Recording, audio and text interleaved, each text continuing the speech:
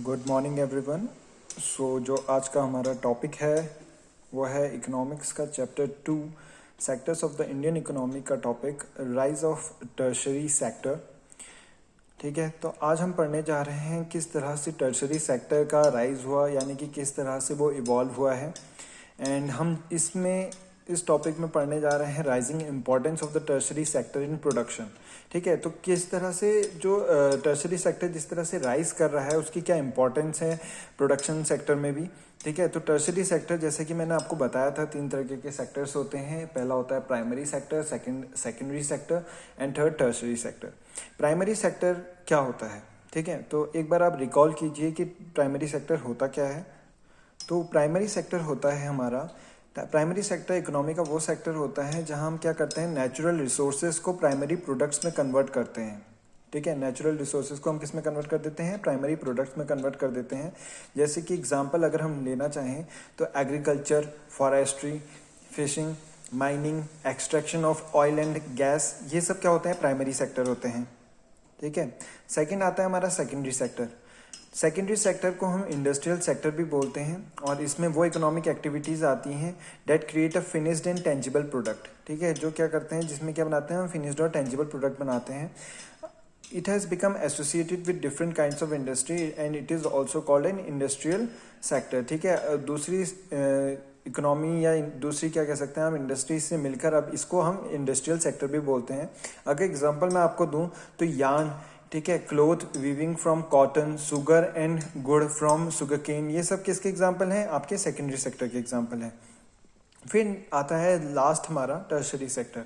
तो tertiary sector क्या है? तो टर्शरी सेक्टर में वो इकोनॉमिक एक्टिविटीज़ हैं that help in the development of primary and secondary sectors that are covered in tertiary sector। ठीक है, जितनी भी प्राइमरी और सेकेंडरी सेक्टर्स में आपको सर्विसेज प्रोवाइड करनी होती हैं वो सब किस में आती हैं? टर्शरी सेक्टर में। अगर मैं आपको एग्जांपल दूं तो बीपीओ क्या है? बिजनेस प्रोसेस आउटसोर्सिंग, ये क्या है? एक किसका एग्जांपल है? टर्शरी सेक्टर का।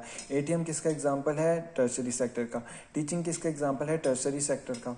तो ये सारी जिसमें आप सर्विसेज प्रोवाइड करते हैं प्राइमरी और सेकेंडरी सेक्टर के लिए, वो सब किस में आती हैं? वो क्या होती है? टर्शरी सेक्टर होता है और वो सारी टर्शरी सेक्टर्स की सर्विसेज होती हैं। अब जो यहाँ पे मैंने आपको एक ग्राफ दिखाया हुआ है, ये ग्राफ है 1973 और 1974 का और दूसरा ग्राफ है 2013 एंड 2014 का। तो इसमें आपको ग्रोथ दिखाई हुई है। तो अब हम पढ़ने वाले हैं कि किस तरह से टर्शरी सेक्टर ने राइज करा है, किस तरह से कंट्रीब्यूट करा है जीडीपी में प्राइमरी और सेकेंडरी और टर्शरी सेक्टर्स ने। आइए इस टॉपिक को कवर करते हैं। तो 1970s और 71 के टाइम में क्या था, या 1970s के टाइम में क्या था, जो मेजर कंट्रीब्यूशन होता था हमारी जीडीपी में। ठीक है, जीडीपी मैंने आपको एक्सप्लेन करा हुआ है, एक बार उसे भी रिकॉल कर लीजिएगा। तो जीडीपी में जो सबसे ज़्यादा कंट्रीब्यूशन था वो था प्राइमरी सेक्टर का। लेकिन आज के टाइम में अगर हम बात करते हैं 2013-14 या 2010 ऑनवर्ड्स, किसका ज़्यादा कंट्रीब्यूशन है? कंट्रीब्यूशन है आपका टर्शरी सेक्टर का ज़्यादा कंट्रीब्यूशन है। टर्शरी सेक्टर एक डोमिनेंट फैक्टर के रूप में बाहर आया है हमारी जीडीपी में। ठीक है, तो किस तरह से राइज हुआ, क्या इंपॉर्टेंस है टर्शरी सेक्टर की? So over the past 40 years from 1970 to 2010 onwards, unlike other sector, tertiary sector has increased very much. It emerged as the largest producing sector in India, replacing the primary sector. So 1970 से लेकर 2000 तक tertiary sector ने इतना development करा है कि वो एक एज अ डोमिनेंट फैक्टर, यानी कि एज अ डोमिनेंट तरीके से वो क्या है, बाहर आया है। और उसके रीजंस क्या हैं? एक तो देखिए डिमांड्स होती हैं। डिमांड्स क्या होती हैं? डिमांड्स किसकी होती हैं? सबसे ज़्यादा बेसिक सर्विसेज की होती हैं। जैसे कि मैंने आपको लिखा है, कुछ सर्विसेज क्या होती है, काफ़ी बेसिक होती हैं। और वो बेसिक सर्विसेज क्या है? हॉस्पिटल क्या है? एक बेसिक सर्विस है। पुलिस जो आपको प्रोटेक्शन देती है वो क्या है? एक बेसिक सर्विस है। वहीं स्कूल क्या है? एक बेसिक सर्विस है। And government is liable to provide them to the people. ठीक है, और गवर्नमेंट की रिस्पॉन्सिबिलिटी है कि वो आपको ये बेसिक सर्विसेज या एमिनिटीज प्रोवाइड करें। ठीक है, सेकंड हमारा क्या होता है? Development of agriculture and industry leads to the development of service sector. जिस तरह से डेवलपमेंट होते रहा, ठीक है, धीरे धीरे क्या हुआ? डेवलपमेंट होते रहा किसमें? प्राइमरी एंड सेकेंडरी सेक्टर में।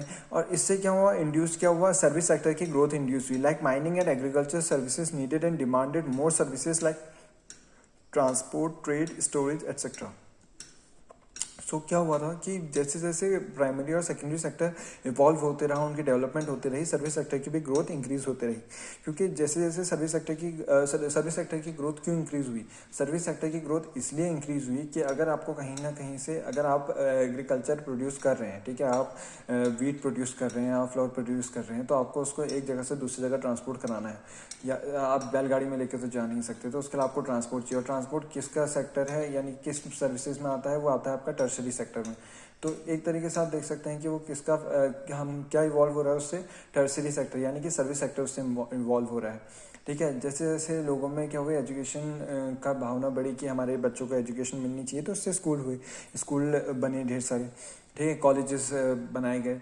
तो वो क्या है? टर्सरी सेक्टर का एग्जांपल है। तो इस तरह से क्या हुआ? डेवलपमेंट हुई। ठीक है, धीरे धीरे जैसे जैसे प्राइमरी और सेकेंडरी सेक्टर में डेवलपमेंट होते रही, तो उससे सर्विस सेक्टर की ग्रोथ भी इंड्यूस होते रही।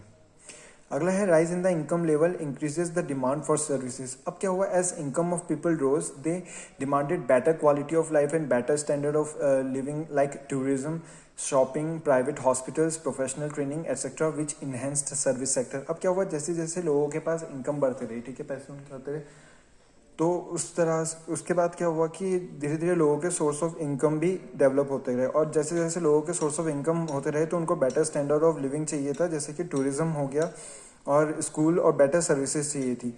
तो इस तरह से सर्विस सेक्टर की और डेवलपमेंट बढ़ती रही। ठीक है, जो हमारा फोर्थ फैक्टर है, over a period of time new services have emerged such as information and technology, the production of these services have been rising rapidly.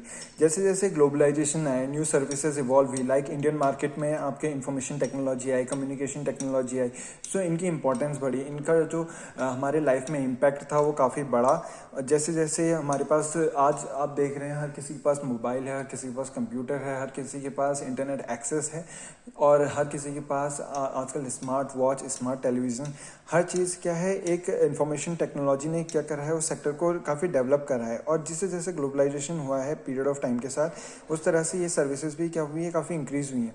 और जैसे जैसे ये सारी सर्विसेज इंक्रीज़ हुई हैं, तो कौन सा सेक्टर इवॉल्व हुआ है लोगों के लिए? आपका सर्विस सेक्टर इवॉल्व हुआ है। क्योंकि देखिए, अगर कोई भी टेक्नोलॉजिकल पार्ट, यानी कि अगर आपका कोई मशीनरी खराब हो जाती है, तो आप किसको कॉल करते हैं? आप सर्विस सेंटर वालों को कॉल करते हैं। सर्विस सेंटर वालों को कॉल करने का मतलब है कि वो आपको अपनी सर्विसेज प्रोवाइड करेंगे, वो आपका जो पार्ट है जो खराब हो चुका है उसको रिपेयर करेंगे। सो इससे क्या हो रहा है? एक डेवलपमेंट हो रही है। किस सेक्टर में? टर्सरी सेक्टर में। तो एक जैसे जैसे हर एक चीज़ में डेवलपमेंट होगी, हर एक चीज़ में ग्रोथ होगी, हर एक चीज़ में टेक्नोलॉजी आएगी, ग्लोबलाइजेशन धीरे धीरे बढ़ेगा, उससे एक सेक्टर सारे डेवलप होते जाएंगे। और जैसे जैसे डेवलप होते जाएंगे, तो सर्विसेज भी लोगों को क्या चाहिए? ज़्यादा बेटर चाहिए, उनको ज़्यादा फास्ट ट्रांसपोर्टेशन चाहिए कि वो जल्दी से जल्दी हर जगह को ट्रैवल कर सकें। ठीक है, कहीं ना कहीं उनको अपनी हॉस्पिटल फैसिलिटीज़ ज़्यादा बेटर चाहिए, ठीक है, मेडिकल फैसिलिटीज़ ज़्यादा बेटर चाहिए, उनको ज़्यादा एडवांस टेक्नोलॉजी चाहिए, उनको अपनी पढ़ाई में स्मार्ट पढ़ाई लोगों को क्या करती है? ज़्यादा अट्रैक्ट करती है, जिससे बच्चों को ज़्यादा समझ में आता है, तो उनको क्या चाहिए? स्मार्ट क्लास चाहिए। तो इस तरह से क्या होगा? काफ़ी डेवलपमेंट हुआ था टर्सरी सेक्टर में। और जैसे जैसे आप देख सकते हैं कि टर्सरी सेक्टर काफ़ी इंक्रीज करते रहा, तो हमारे जीडीपी में भी उसका कॉन्ट्रीब्यूशन बढ़ते रहा। ठीक है, तो जैसे कि 1970s और 71 के टाइम में था, उस समय हमारी जीडीपी थी अराउंड 10 लाख करोड़। ठीक है, और उस समय डोमिनेंस किसका था? प्राइमरी सेक्टर का। लेकिन अगर हम बात करते हैं 2010 और 11 की, तो उस समय जो जीडीपी में जो मेन कंट्रीब्यूशन था 50,000 करोड़ का, वो था सर्विस सेक्टर का, एज अ डोमिनेट कर रहा था।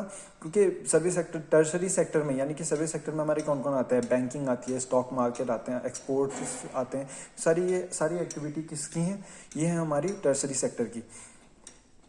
आई होप आपको ये समझ में आएगा कि किस तरह से टर्सरी सेक्टर ने राइज करा, किस तरह से उसने हेल्प करी इन द डेवलपमेंट, ठीक है, in the development of our GDP, in the development of the production. Okay, so इस वीडियो के लिए इतना ही। That's it, bye, thank you.